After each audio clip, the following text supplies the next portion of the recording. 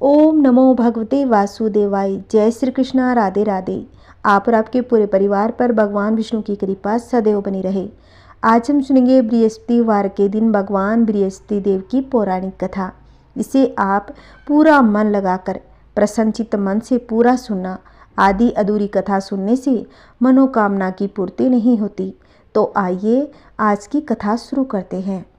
प्राचीन समय की बात है। भारतवर्ष में एक राजा राज्य करता था। वह बड़ा प्रतापी और दानी था। नित्य गरीबों और ब्राह्मणों की सहायता करता था। वह प्रतिदिन मंदिर में भगवान के दर्शन करने जाता, परंतु यह बात उसकी रानी को अच्छी नहीं लगती थी।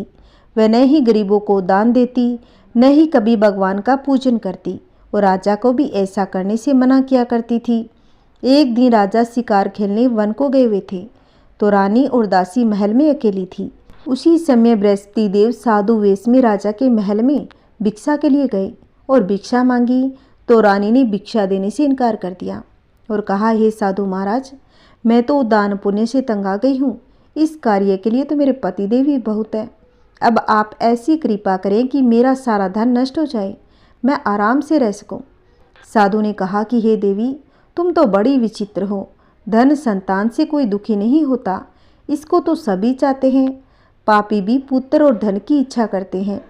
यदि तुम्हारे पास अधिक धन है तो भूखे मनुष्य को भोजन कराओ, प्याऊ लगवाओ, ब्राह्मणों को दान दो, कुआं, तालाब, बावड़ी, बाग, बगीचे आदि का निर्माण करवाओ, मंदिर, पाठशाला, धर्मशाला बनवाकर दान दो, निर्धनों की कुंवारी कन्याओं का विवाह करवाओ, साथ ही यज्ञ आदि कर्म करो।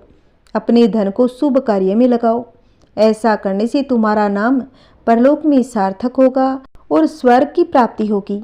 परंतु रानी पर उपदेश का कोई प्रभाव नहीं पड़ा। वह बोली, महाराज, मुझे ऐसे धन की आवश्यकता नहीं जिसको मैं अन्य लोगों को दान करती फिरूं, जिसको रखने और संभालने में ही मेरा सारा समय नष्ट हो जाए।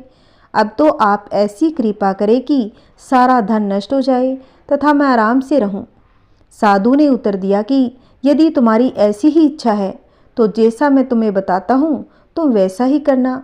बृहस्पतिवार को घर को गोबर से लीपना, अपने बालों को पीली मिट्टी से धोना, बालों को धोते समय स्नान करना, राजा से कहना कि वह हजामत बनवाए, भोजन में मांस मदिरा खाना, कपड़ा धोबी के यहाँ धुलने डालना।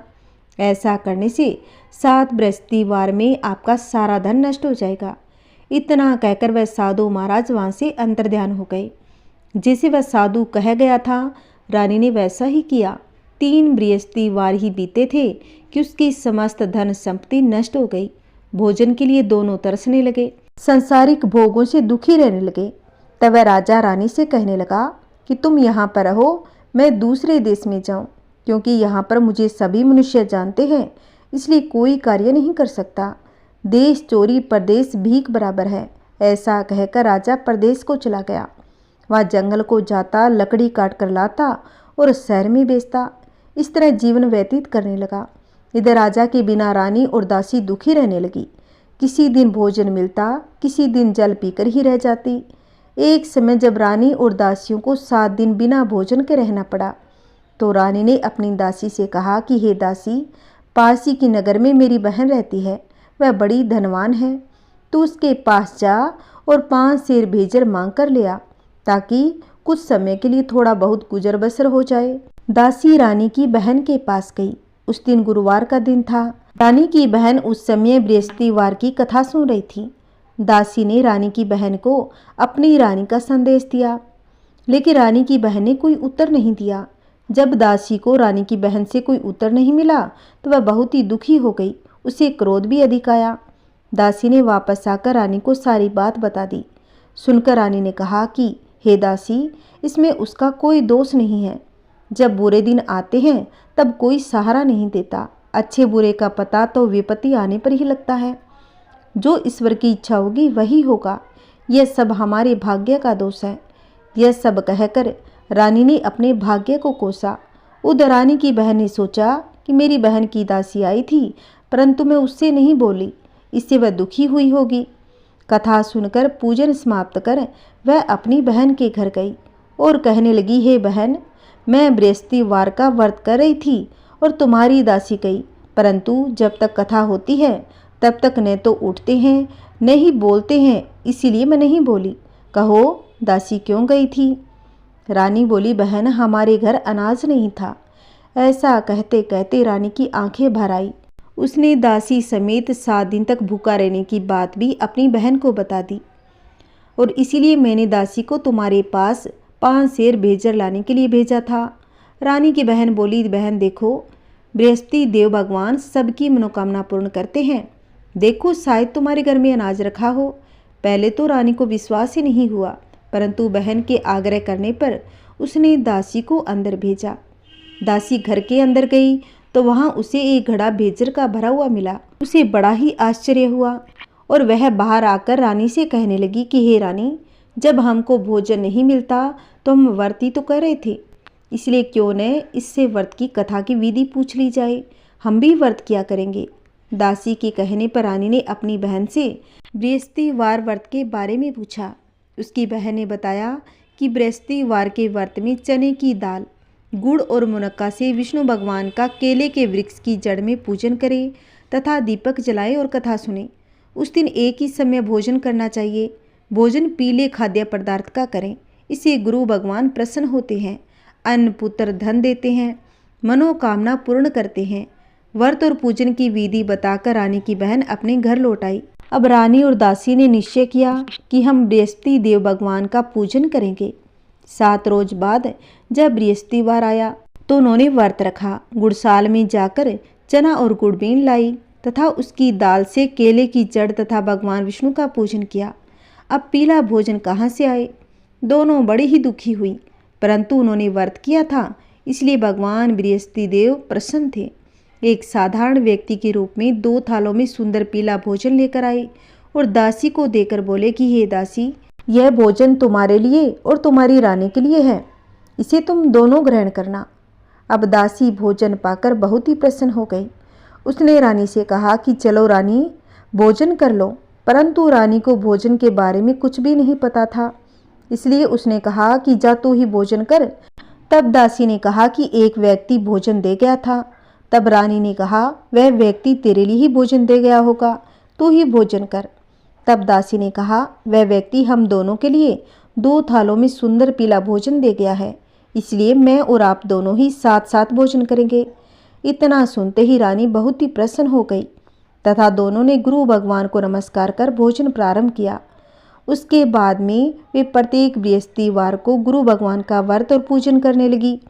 बृहस्पति भगवान की कृपा से उनके पास धन हो गया, परंतु रानी पहले की तरह आलस्य करने लगी। तब दासी बोली, देखो रानी, तुम पहले भी इस प्रकार आलस्य करती थी, तुम्हें धन रखने में कष्ट होता था, इस कारण सभी धन नष्ट हो गया। अब गुरु भगवान की कृपा से धन मिला है तो फिर से तुम्हें आलस्य होने लगा। बड़ी मुसीबतों के बाद हमने धन पाया है, इसीलिए हमें दान पुण्य करना चाहिए।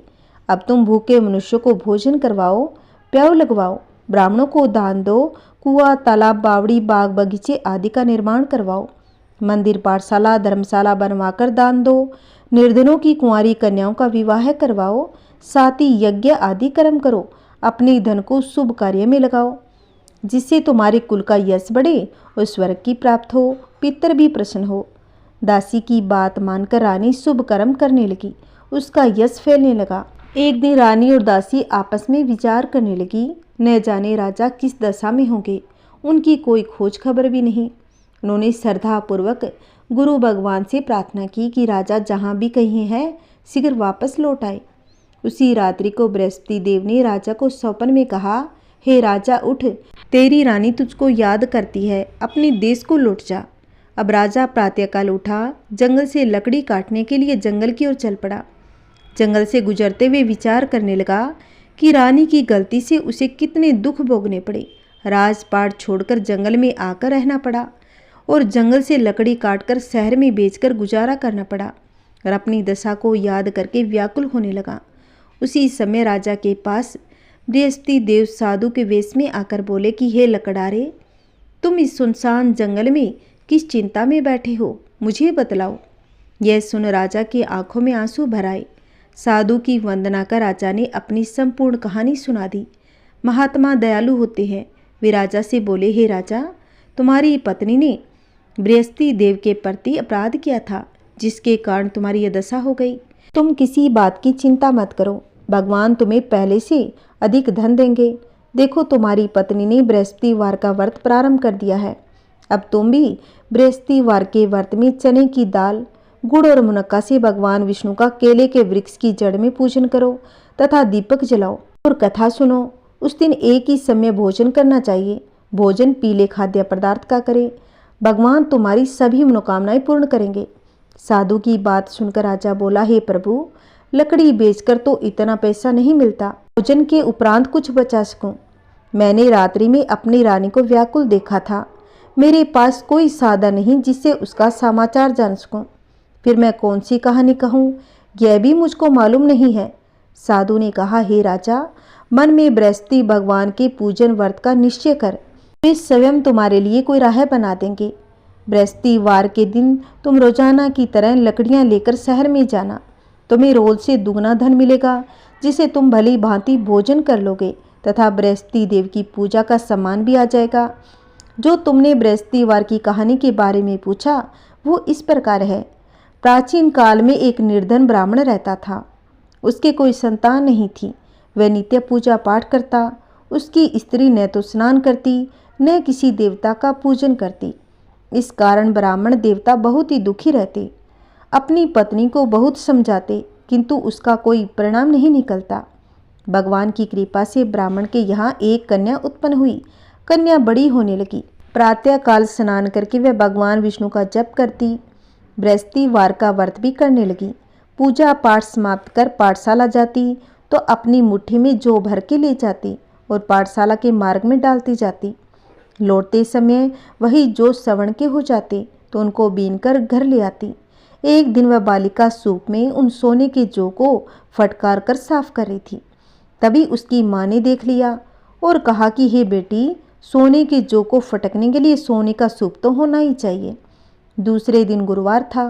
कन्या ने व्रत रखा और बृहस्पति देव से सोने का सूप देने की प्रार्थना की और कहा, हे प्रभु, यदि सच्चे मन से मैंने आपकी पूजा की हो तो मुझे सोने का सूप दे दो। अब बृहस्पति देव ने उसकी प्रार्थना स्वीकार कर ली। रोजाना की तरह वह कन्या जौ फैलाती हुई पाठशाला जा रही थी। पाठशाला से लौटकर जब वह जौ बीन रही थी तो बृहस्पति देव की कृपा से उसे सोने का सूप मिला। वह सोने के सूप को घर पर ले आई, उसे जौ साफ करने लगी, परंतु उसकी माँ का तो वही ढंग रहा। एक दिन की बात है, कन्या सोने के सूप में जब जौ साफ कर रही थी, उस समय उस नगर का राजकुमार वहां से निकला। कन्या के रूप और कार्य को देखकर उस पर मोहित हो गया। राजमहल आकर वह भोजन तथा जल त्याग कर उदास होकर लेट गया।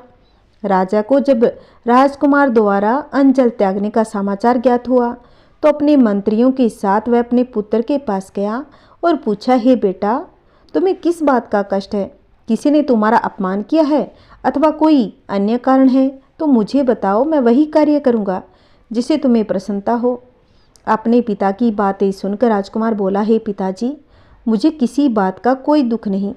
किसी ने मेरा कोई अपमान नहीं किया है, परंतु मैं उस लड़की के साथ विवाह करना चाहता हूँ जो सोने के सूप में जौ साफ कर रही थी। राजकुमार ने राजा को उस लड़की के घर का पता भी बता दिया। मंत्री उस लड़की के घर गया। मंत्री ने ब्राह्मण के समक्ष राजा की ओर से निवेदन किया। कुछ ही दिन बाद ब्राह्मण की कन्या का विवाह राजकुमार के साथ संपन्न हो गया। कन्या के घर से जाते ही ब्राह्मण के घर में पहले की भांति गरीबी का निवास हो गया। एक दिन दुखी होकर ब्राह्मण अपनी पुत्री से मिलने गए। बेटी ने पिता की अवस्था को देखा तो अपनी माँ का हाल पूछा। ब्राह्मण ने सभी हाल कह सुनाया। कन्या ने बहुत सारा धन देकर अपने पिता को विदा कर दिया, लेकिन कुछ ही दिनों के बाद फिर से वही हाल हो गया। ब्राह्मण फिर अपनी कन्या के यहाँ गया और सभी हाल कहा तो पुत्री बोली, हे पिताजी, आप माताजी को यहाँ लेकर आओ, मैं उन्हें व्रत की विधि बता दूंगी जिससे गरीबी दूर हो जाएगी। अब ब्राह्मण देवता अपनी पत्नी को साथ लेकर अपनी बेटी के पास राजमहल में पहुंचे तो बेटी अपनी माँ को समझाने लगी कि हे माँ, तुम प्रातःकाल स्नान आदि करके विष्णु भगवान का पूजन करो और बृहस्पतिवार का व्रत करो तो सब गरीबी दूर हो जाएगी। परंतु उसकी माँ ने उसकी एक बात भी नहीं मानी। प्रातःकाल उठकर अपनी पुत्री के बच्चों का जूठन खाने लगी। एक दिन उसकी पुत्री को बहुत ही गुस्सा आ गया। उसने अपनी माँ को एक कोठरी में बंद कर दिया। प्रातः उसे स्नान आदि करा के पूजा पाठ कराया तो उसकी माँ की बुद्धि ठीक हो गई। इसके बाद वह नियम से पूजा पाठ करने लगी। प्रत्येक बृहस्पतिवार को व्रत करने लगी। इस व्रत के प्रभाव से मृत्यु के बाद वह स्वर्ग को गई। वह ब्राह्मण भी सुखपूर्वक इस लोक का सुख भोगकर स्वर्ग को प्राप्त हो गया। इस तरह कहानी कहकर साधु बने देवता वहाँ से लोप हो गए। धीरे धीरे समय व्यतीत होने पर फिर बृहस्पतिवार का दिन आया। राजा जंगल से लकड़ी काटकर शहर में बेचने गया। उसे उस दिन और दिनों से अधिक धन मिला। राजा ने चना गुड़ आदि लाकर बृहस्पतिवार का व्रत रखा। उस दिन से उसके सभी क्लेश दूर हो गए। परंतु जब अगले गुरुवार का दिन आया तो वह गुरुवार का व्रत करना ही भूल गया। इस कारण बृहस्पति भगवान नाराज हो गए। उस दिन उस नगर के राजा ने विशाल यज्ञ का आयोजन किया था तथा अपने समस्त राज्य में घोषणा करवा दी कि सभी मेरे यहाँ भोजन करने आए, किसी के घर पर चूल्हा न जले। इस आज्ञा को कोई नहीं मानेगा तो उसको फांसी दी जाएगी।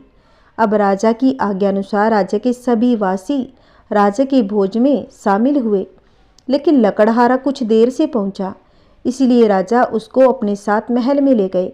अब राजा लकड़हारे को भोजन करा रहे थे तो रानी की दृष्टि उस खूंटी पर पड़ी जिस पर उसका हार लटक रहा था। उसे हार खूंटी पर लटका दिखाई नहीं दिया। रानी को निश्चय हो गया कि मेरा हार इस लकड़हारे ने चुरा लिया है। उसी समय सैनिक बुलवाकर उसको जेल में डलवा दिया। लकड़हारा जेल में विचार करने लगा कि कौन से पूर्व जन्म के कर्म से मुझे ये दुख प्राप्त हुआ है, और जंगल में मिले साधु को याद करने लगा।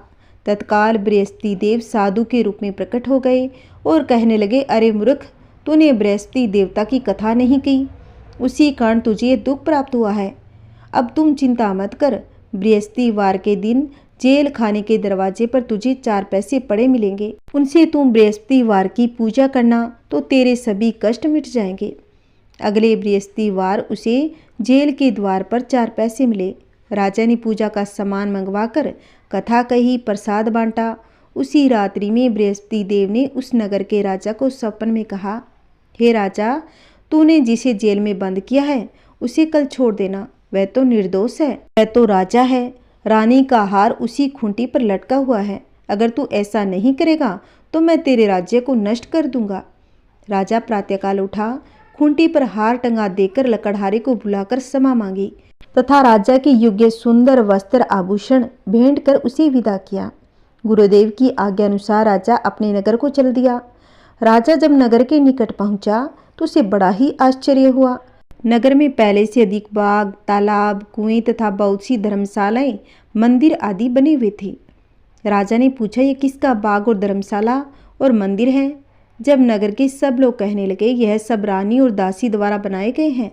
राजा को आश्चर्य हुआ, गुस्सा भी आया। उसकी अनुपस्थिति में रानी के पास धन कहाँ से आया? जब रानी ने यह खबर सुनी कि राजा आ रहे हैं तो उसने अपनी दासी से कहा, हे दासी, देख, राजा हमको इतनी बुरी हालत में छोड़ गए थे, वह हमारी ऐसी हालत देखकर लौट न जाए, इसलिए तू दरवाजे पर खड़ी हो जा। रानी की आज्ञा अनुसार दासी दरवाजे पर खड़ी हो गई। जब राजा आए तो उन्हें अपने साथ महल में ले आई। तब राजा ने क्रोध करके अपनी तलवार निकाली और पूछने लगा, बताओ, यह धन तुम्हें कैसे मिला? तब रानी ने सारी कथा सुनाई। यह सब धन मेरे बृहस्पति देव के व्रत के प्रभाव से प्राप्त हुआ है। अब राजा ने निश्चय किया कि मैं रोजाना दिन में 3 बार कहानी कहा करूँगा, रोज व्रत किया करूँगा। अब हर समय राजा के दुपट्टे में चने की दाल बंधी रहती। दिन में 3 बार कथा कहता। एक रोज राजा ने विचार किया कि चलो अपनी बहन के यहाँ जाऊं। इस तरह का निश्चय कर राजा घोड़े पर सवार हो अपनी बहन के यहाँ चल दिया। रास्ते में उसने देखा कुछ आदमी एक मुर्दे को लिए जा रहे थे। उन्हें रोककर राजा कहने लगा, अरे भाइयों, मेरी बृहस्पतिवार की कथा सुन लो। वे बोले, लो, हमारा आदमी मर गया, इसको अपनी कथा की पड़ी है। परंतु कुछ आदमी बोले कि अच्छा कहो, हम तुम्हारी कथा भी सुनेंगे। राजा ने दाल निकाली और कथा कहनी शुरू कर दी। जब कथा आदि हुई तो मुर्दा हिलने लग गया। जब कथा समाप्त हुई तो राम राम करके मुर्दा खड़ा हो गया। राजा आगे बढ़ा। चलते चलते शाम हो गई। आगे रास्ते में उसे एक किसान खेत में हल चलाता हुआ मिला। राजा ने उससे बृहस्पतिवार व्रत कथा को सुनने को कहा। तब किसान कहने लगा, जब तक तेरी कथा सुनूंगा तो 4 हरया जोत लूंगा। जा अपनी कथा किसी और को सुनाना। राजा आगे चल पड़ा। राजा के हटते ही बेल पछाड़ खाकर गिर गया और किसान का पेट दर्द होने लगा। उसी समय किसान की माँ रोटी लेकर आई। उसने जब देखा तो अपने पुत्र से सारा हाल पूछा। बेटे ने सभी हाल बता दिया। अब बुढ़िया दौड़ी दौड़ी उस घुड़सवार के पास पहुंच गई। उससे बोली, मैं तेरी कथा सुनूंगी, तू अपनी कथा मेरे खेत पर चलकर ही कहना। राजा ने लौटकर बुढ़िया के खेत पर जाकर कथा कही, जिसके सुनते ही बेल खड़ा हो गया और किसान के पेट का दर्द भी ठीक हो गया। राजा अपनी बहन के घर पहुंचा। अब राजा की बहन ने अपने भाई की खूब मेहमानी की। दूसरे रोज प्रातःकाल राजा जगा तो देखने लगा कि सभी लोग भोजन कर रहे थे। राजा ने अपनी बहन से पूछा, ऐसा कोई मनुष्य है जिसने भोजन न किया हो, जो मेरी बृहस्पतिवार की कथा सुन ले। बहन बोली, भैया, यह देश तो ऐसा है जहाँ लोग पहले भोजन करते हैं, बाद में कोई अन्य काम करते हैं। अगर कोई पड़ोस में हो तो देख आती हूँ। ऐसा कहकर बहन देखने चली गई, परंतु उसे ऐसा कोई व्यक्ति नहीं मिला जिसने अभी तक भोजन न किया हो। फिर वह एक कुम्हार के घर गई जिसका लड़का बीमार था। उसे मालूम हुआ कि उसने यहाँ 3 दिन से भोजन नहीं किया है। रानी ने अपने भाई की कथा सुनने के लिए कुम्हार से कहा तो कुम्हार तो तैयार हो गया। राजा ने जाकर बृहस्पतिवार की कथा कही, जिसको सुनकर उसका लड़का ठीक हो गया। अब तो राजा की प्रशंसा होने लगी। एक दिन राजा ने अपनी बहन से कहा कि बहन, मैं अब अपने घर को जाऊंगा, तुम भी तैयार हो जाओ। राजा की बहन ने अपनी सास से अपने भाई के साथ जाने की आज्ञा मांगी। सास बोली, हाँ हाँ तू चली जा, मगर अपने लड़कों को साथ मत ले जाना, क्योंकि तेरे भाई की कोई संतान नहीं है। बहन ने अपने भाई से कहा, भैया मैं तो चलूँगी, मगर कोई बालक नहीं जाएगा। राजा बोला, जब कोई बालक ही नहीं जाएगा तुम भी जाकर क्या करोगी। अपनी बहन को भी छोड़कर दुखी मन से राजा अपने नगर को लौट आया। राजा ने अपनी रानी को सारी बात बताई कि हम निसंतान हैं, इसलिए कोई हमारे घर आना नहीं चाहता। बिना भोजन किए वह शैया पर लेट गया। रानी बोली, बृहस्पति देव हमें सब कुछ दिया है, वे हमें संतान भी अवश्य ही देंगे। उसी रात बृहस्पति देव ने राजा को सपन में कहा, हे राजा उठ, सभी सोच त्याग दे, तेरी रानी गर्भवती है। राजा को यह जानकर बड़ी खुशी हुई। 9वें महीने रानी के गर्भ से एक सुंदर पुत्र पैदा हुआ। तब राजा बोला, हे रानी, स्त्री बिना भोजन के रह सकती है, परंतु बिना कहे नहीं रह सकती। जब मेरी बहन आए तो तुम उससे कुछ मत कहना। रानी ने कहा, ठीक है। जब राजा की बहन ने यह शुभ समाचार सुना तो वह बहुत ही प्रसन्न हो गई। वो बधाई लेकर अपने भाई के यहाँ आई। रानी ने तब उससे कहा, घोड़ा चढ़कर तो नहीं आई, गधा चढ़ी आई हो। तो राजा की बहन बोली, भाई मैं इस प्रकार न कहती, तुम्हारे घर औलाद कैसे होती। बृहस्पति देव सभी मनोकामनाएं पूर्ण करते हैं। जो सद्भावना पूर्वक बृहस्पतिवार का व्रत करता है एवं कथा पढ़ता है अथवा सुनता है, दूसरों को सुनाता है, बृहस्पति देव उनकी सभी मनोकामनाएं पूर्ण करते हैं, उनकी सदैव रक्षा करते हैं। जो संसार में सद्भावना से गुरुदेव का पूजन एवं व्रत सच्चे हृदय से करते हैं, उनकी सभी मनोकामनाएं वैसे ही पूर्ण होती है जैसी सच्ची भावना से रानी और राजा ने बृहस्पति देव की कथा का गुणगान किया तो उनकी सभी इच्छाएं बृहस्पति देव जी ने पूर्ण की। इसलिए सबको कथा सुनने के बाद प्रसाद लेकर जाना चाहिए। हृदय से उनका मनन करते हुए जयकारा बोलना चाहिए। बोलिए बृहस्पति भगवान की जय। जैसे राजा रानी को दिया भगवान वैसा सबको दे। आइए अब सुनते हैं बृहस्पति देव की आरती। ओम जय बृहस्पति देवा, जय बृहस्पति देवा, छिने छिने भोग लगाऊं, छिने छिने भोग लगाऊं, कदली फल मेवा। ओम जय बृहस्पति देवा, तुम पूर्ण परमात्मा, तुम अंतर्यामी, प्रभु तुम अंतर्यामी। जगत पिता जगदीश्वर, जगत पिता जगदीश्वर, तुम सबके स्वामी। ओम जय बृहस्पति देवा। चरणामृत निज निर्मल, सब पातक हरता, प्रभु सब पातक हरता। सकल मनोरथ दायक, सकल मनोरथ दायक, कृपा करो भरता। ओम जय बृहस्पति देवा। तन मन धन अर्पण करे, जो जन शरण पड़े। प्रभु जो जन शरण पड़े, प्रभु पर कट तब हो करे। प्रभु पर कट तब हो करे, आकर द्वार खड़े। ओम जय बृहस्पति देवा। दीन दयाल दयानिधि, भगतन हितकारी। प्रभु भगतन हितकारी, पाप दोष सब हरता। पाप दोष सब हरता, भव बंधन हारी। ओम जय बृहस्पति देवा। सकल मनोरथ दायक, सब संशय तारो। प्रभु सब संशय तारो, विषय विकार मिटाओ।